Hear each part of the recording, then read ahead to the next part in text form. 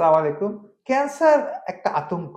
Cancer. অনেক রোগী আমার কাছে আসে, গলা খুসখুস করে, মুখের এখানে একটা কি, এখানে একটা কি, কেমন জানি লাগতেছে। মনে করে বোধহয় গলায় ক্যান্সার হয়ে গেছে। কেমন করে বুঝবেন আপনি গলায় ক্যান্সার হয়েছে? আমি অন্য জায়গার কথা বলব না। আবার নাক কান গলার এলাকায় আমি বলতেছি, কেমন করে বুঝবেন ক্যান্সার হয়েছে? ১ নম্বর কথা হলো একটা সমস্যা হবে আপনার। সেই সমস্যাটা মুখের মধ্যে হলে খাইতে অসুবিধা হবে, গলার মধ্যে হলে ঢোক গিলতে অসুবিধা হবে, শ্বাসনালীর মধ্যে হলে কথা বলতে অসুবিধা হবে, শ্বাস নিতে অসুবিধা, সমস্যা। এই সমস্যা কিন্তু সবার হতে পারে, আমার হতে পারে, আপনার হতে পারে, ওনার হতে সমস্যা হলেই যে ক্যান্সার তা না। ক্যান্সার বুঝবো কিভাবে সমস্যাটা? এই সমস্যাটা দিনে দিনে বাড়বে এবং এটা পুরোপুরি ভালো হবে না। আপনার যখন একটা সমস্যা হলো তখন সমস্যাটা ধীরে ধীরে বাড়তেছে এবং এই বাড়ার মধ্যে মাঝখানে হয়তো আপনি অ্যান্টিবায়োটিক খেলেন, একটু কমবে, কিন্তু সম্পূর্ণরূপে চলে যাবে না। মনে করেন আমার গলা ব্যথা আছে, গলা ব্যথা আমি অ্যান্টিবায়োটিক খেলাম, কমে গেল, বেশ খানিকটা কমে গেল, কিন্তু পুরোপুরি যাবে না এবং দিনে দিনে এই সমস্যাটা, এই ব্যথার পরিমাণটা ধীরে ধীরে বাড়বে। রোগ গিলতে সমস্যা হয়, একটু ওষুধ খেলাম, অ্যান্টিবায়োটিক খেলাম, কমে গেল, কিন্তু কিছুদিন পরে দেখবেন যে এটা আস্তে আস্তে বাড়তেছে এবং পারসিস্টেন্টলি এটা বাড়তে থাকবে এবং এর সঙ্গে সঙ্গে আনুষঙ্গিক আরো সমস্যা যোগ হবে।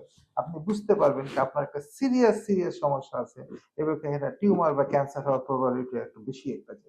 নাক বন্ধ আছে, ঠিক আছে, বন্ধ হচ্ছে, খুলে গেল, পুরোপুরি খুললো না, কিন্তু এটা তো অনেকেরই হয়, কিন্তু ধীরে ধীরে দেখা যাচ্ছে কি বন্ধের পরিমাণ বাড়তেছে।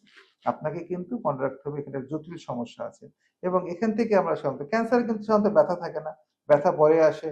এখানে কিন্তু মানে শরীরের ওজন কমে যাওয়া বা এই জাতীয় যেগুলো অনেক পরে সেই পর্যায়ে যদি আপনারা চলে যান, আপনি বুঝবেন কি আপনি অনেক দেরি করে ফেলছেন। আমাদের কথা হলো গলার স্বর বসে গেছে, ভালো হয়ে গেল, আবার বসলো, আবার ভালো হলো, কোনো সমস্যা নাই, কিন্তু বসলো, সম্পূর্ণ ভালো হলো না, একটু থেকে গেল, পরবর্তীতে আবার আর বাড়তে থাকলো বাড়াটা, গলার স্বর বসতে বসতে শ্বাসকষ্ট শুরু হলো, বুঝতে হবে আপনার সমস্যা হয়েছে। কাজে আপনাকে বুঝতে হবে কোনো একটা সমস্যা যদি এসেই পড়ে, সবারই আসতে পারে, বেশিরভাগ ক্ষেত্রে যদি ইনফেকশন থেকে হয়, অন্য কারণ থেকে হয়, চলে যায়, কিন্তু যদি সম্পূর্ণ না যায় এবং ধীরে ধীরে ধীরে প্রোগ্রেসিভলি যেটা বলে কার্ভের মতো বাড়তে থাকে, তাহলে বুঝতে হবে আপনার একটা বিশাল সমস্যা আছে এবং এই ব্যাপারে অত্যন্ত এখানে যে স্পেশালিস্ট তাদের দিকে দেখতে হবে। আমাদের হেড নেকে ক্যান্সারের মধ্যে জিভার ক্যান্সার, ষড়যন্ত্রের ক্যান্সার অত্যন্ত কমন। যদি চেস্টের ক্যান্সারটা বা লাংসের ক্যান্সারটা আমরা ডিল করি না, কিন্তু এগুলো অত্যন্ত কমন এবং এগুলো ক্যান্সারের চিকিৎসাও অনেক ভালো আছে। গলার ষড়যন্ত্রের ক্যান্সার চিকিৎসাটা 100% ভালো। আমাদের যদি জিহ্বার ক্যান্সার চিকিৎসা অত্যন্ত খারাপ, কাজে এগুলো অত্যন্ত জটিল একটা ব্যবস্থা।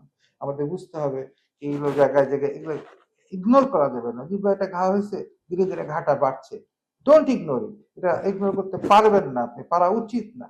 ডেঞ্জারাস একটা সমস্যা হয়ে যাবে। যে কোনো একটা সমস্যা আপনার মুখে এই এলাকায় যদি হয়, অথবা একটা ফোলা হয়েছে এখানে, ধীরে ধীরে বাড়তেছে, ডোন্ট ইগনোর ইট প্লিজ। আপনি একটা স্পেশালিস্টের কাছে যান, দেখেন জিনিসটা কি, কারণ এখান থেকে সিরিয়াস কিছু হতে পারে এবং এটাই একটা ক্যান্সারের প্রথম বা প্রাথমিক লক্ষণ।